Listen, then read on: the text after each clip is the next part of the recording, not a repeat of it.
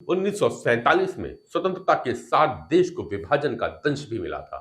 आज बांग्लादेश की स्थिति उसी त्रासदी की एक झलक दिखाई दे रही है, जहां कट्टरता के सामने हिंदुत्व के संस्कृति का क्रंदन दिखाई दे रहा है। बांग्लादेश से हिंदुओं पे हो रही हिंसा के भयावह वीडियो निकल कर आ रहे हैं।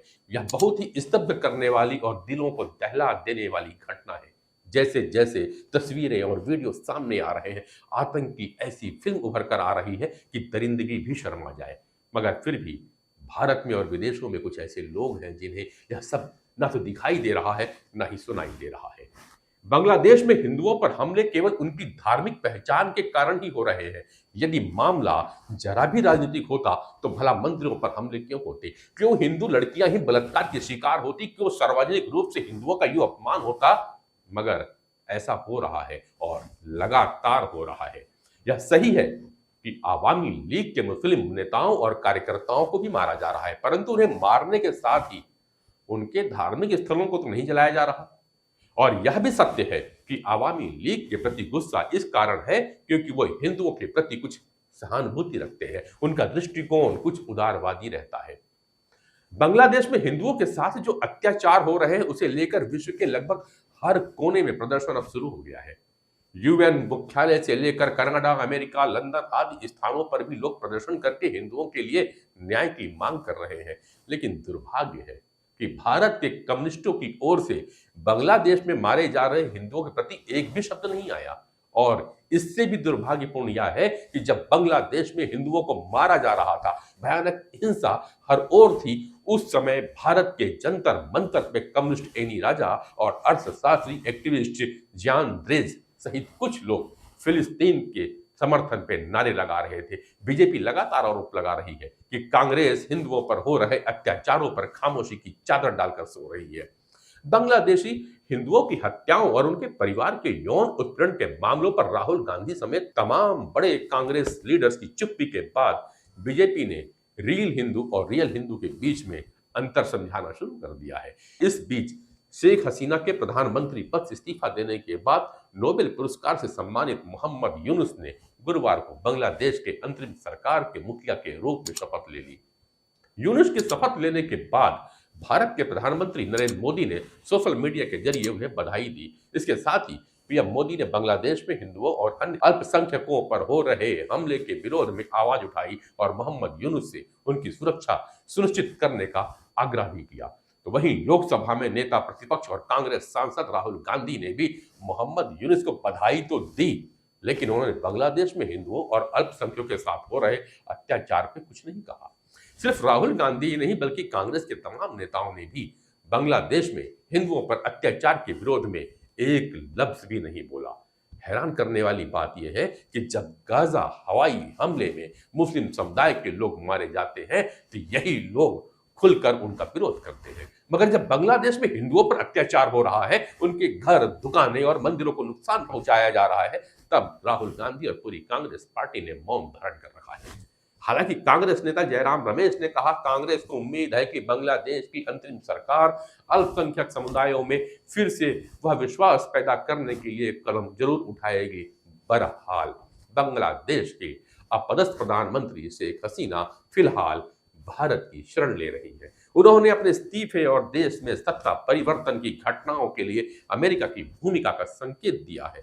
हसीना द्वारा अमेरिका पर लगाए गए आरोप नई दिल्ली को शर्मनाक स्थिति में डाल सकते हैं, क्योंकि उन्होंने यह आरोप भारतीय धरती से लगाया है। उन्होंने अपनी स्थिति के लिए अमेरिका को दोषी ठहराया है। शेख हसीना ने अपने संदेश में कहा कि अगर मैंने सेंट मार्टिन द्वीप की संप्रभुता को त्याग दिया होता और अमेरिका को बंगाल की खाड़ी पर नियंत्रण करने दिया होता तो आज मैं सत्ता में बनी रह सकती थी। वहीं हसीना द्वारा भारत के करीबी सहयोगी अमेरिका पर सीधे आरोप लगाने से नरेंद्र मोदी सरकार दुविधा में पड़ गई है। वाशिंगटन नई दिल्ली पर दबाव डाल सकता है कि वह हसीना पर अपने आरोप वापस लेने का दबाव बनाए। अमेरिका पहले से ही प्रधानमंत्री नरेंद्र मोदी के मास्को दौरे से नाराज बैठा हुआ है, जबकि पश्चिमी देश भारत समेत अपने मित्र देशों से मास्को को अलग थलग करने की अपील कर रहे हैं। बता दें कि सेंट मार्टिन द्वीप बांग्लादेश के सुदूर दक्षिण भाग और बंगाल की खाड़ी के उत्तर पूर्वी भाग में स्थित है और इसका क्षेत्रफल मात्र 3 वर्ग किलोमीटर का है। मई में हसीना ने अपनी सरकार को गिराने के लिए रची जा रही साजिशों का जिक्र किया था। उन्होंने दावा किया था कि बांग्लादेश और म्यांमार को मिलाकर पूर्वी तिमोर जैसा एक नया ईसाई राज्य बनाने की श्वेत व्यक्ति की साजिश चल रही है। उन्होंने कहा था कि अगर मैंने किसी खास देश को बांग्लादेश में एयरबेस बनाने की अनुमति दी होती तो मुझे कोई समस्या नहीं होती। उन्होंने आरोप लगाया कि उन्हें फिर से आसानी से चुनाव जीतने का प्रस्ताव भी दिया गया था। उस समय उन्होंने शामिल देशों का नाम तो नहीं बताया था। बंगाल की खाड़ी में सेंट मार्टिन द्वीप रणनीतिक रूप से म्यांमार के करीब स्थित है, जो संभवतः चीन और बांग्लादेश के अलावा इस देश पर नजर रखने के लिए अमेरिका के लिए उपयोगी हो सकता है। हालांकि अमेरिका ने आधिकारिक तौर पर इस द्वीप में अपनी रुचि से इनकार कर दिया है, लेकिन पिछले कुछ वर्षों में आई रिपोर्ट से लगातार संकेत मिलता है कि वाशिंगटन इस द्वीप में एक सैन्य निगरानी चौकी स्थापित करना चाहता है। उधर म्यांमार अपने देश से रोहिंग्या मुसलमानों को खदेड़ रहा है। खबर है कि म्यांमार छोड़ बांग्लादेश जा रहे रोहिंग्या मुसलमानों पर ड्रोन और तोपों से हमला किया गया, इसमें 200 से ज्यादा रोहिंग्या मुसलमानों की मौत हो गई है। बताया जा रहा है कि ये रोहिंग्या म्यांमार में छुपकर बौद्ध भिक्षुओं पर हमला किया करते थे। बात चाहे द्वीप हथियाने की हो या देश हथियाने की, नरसंहार तो हिंदुओं का हो रहा है। और ऐसे में बॉलीवुड की वो दल्ले चुप बैठे हैं जो रफा और गाजा पर तख्तियां टांगने वाले उनके कंधे अब टूट गए लगते हैं और मोहब्बत की दुकान के शटर खुलते नहीं हैं। केवल बॉलीवुड की दो अभिनेत्रियों प्रीति जिंटा और रवीना टंडन ने बांग्लादेशी हिंदुओं के समर्थन में पोस्ट जरूर किया है।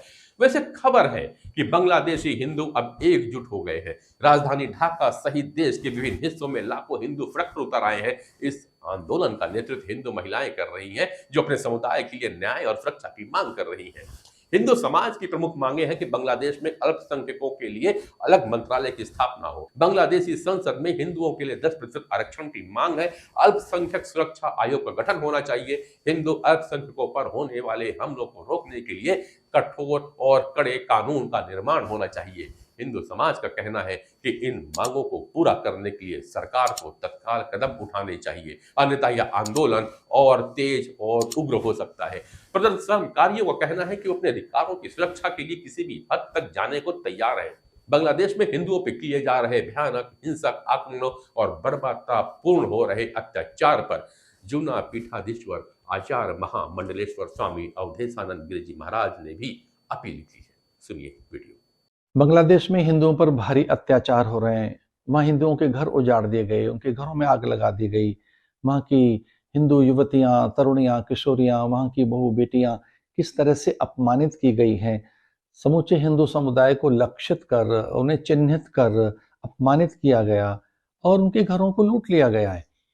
पूरे विश्व के हिंदू समुदाय में इन घटनाओं से भारी रोष है और एक सभ्य शिष्ट शालीन हिंदू समाज जो सबकी हितों की रक्षा के लिए आगे रहता है, वे हिंदू, बांग्लादेश के हिंदू जो वहाँ की सब प्रकार की उन्नति के लिए एक मूल माने जाते हैं, उनके साथ एक अमानवीय घटना हुई है।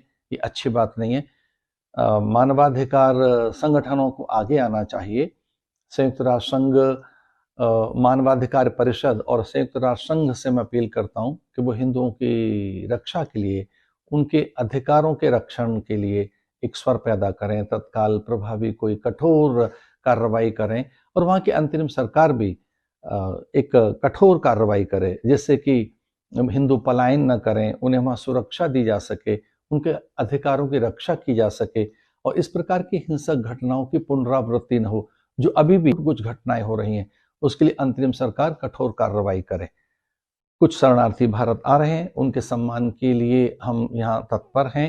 हिंदुओं के हितों की रक्षा के लिए, उन बांग्लादेश के हिंदुओं के लिए जो शरणार्थी बनकर यहाँ आने वाले हैं या जो आ रहे हैं, उनके लिए हम उनका स्वागत करते हैं। उनकी रक्षा के लिए और उन्हें सम्मान मिले, इसके लिए हम सदैव तत्पर हैं। भारत सरकार ने जिस ढंग से एक सजगता दिखाई है, निसंदेह अच्छे परिणाम आएंगे। लेकिन जो शरणार्थी आ रहे हैं, उनकी रक्षा के लिए, उनको सम्मान देने के लिए और उनके भय को दूर करने के लिए भी हम सबको आगे आना होगा। हिंदुओं की रक्षा हो बांग्लादेश में, इसके लिए मैं अपील करता हूं संयुक्त राष्ट्र संघ से कि वो अपना स्वर प्रभावी बनाएं और तत्काल संज्ञान लें।